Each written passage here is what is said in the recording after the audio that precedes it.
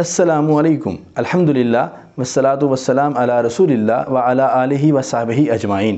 سورہ طٰہٰ، سورہ نمبر 20۔ سورہ طٰہٰ مکہ مکرمہ میں نازل ہوئی، جس میں 8 رکوع اور 135 آیات بینات ہیں۔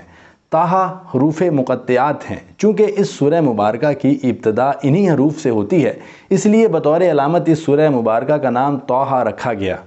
اس سورہ مبارکہ میں حضرت موسیٰ علیہ السلام کی داستان حیات بڑی تفصیل سے بیان ہوئی ہے۔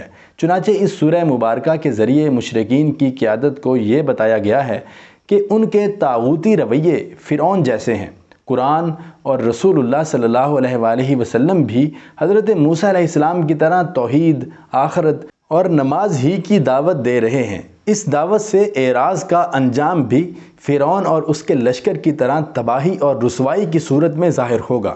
اس سورہ مبارکہ میں مسلمانوں کو یہ سمجھایا گیا ہے کہ حضرت موسیٰ علیہ السلام کی زندگی کے نشیب و فراز سے سبق لے کر قرآن کے سائے میں ابلیس اور اپنے وقت کے فرعونوں کا صبر و استقلال سے مقابلہ کرو۔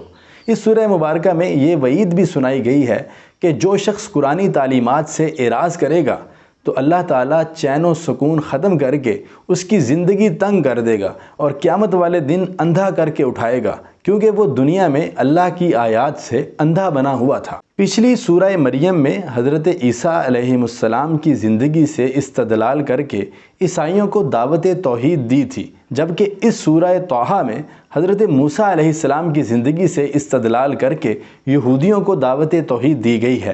اور اس سے اگلی صورت سورہ انبیاء میں 18 انبیاء علیہ السلام کی تاریخ، ان کے کردار اور ان کے ناموں پر روشنی ڈال کر پوری دنیا کو آخری رسول پر ایمان لانے کی دعوت دی گئی ہے۔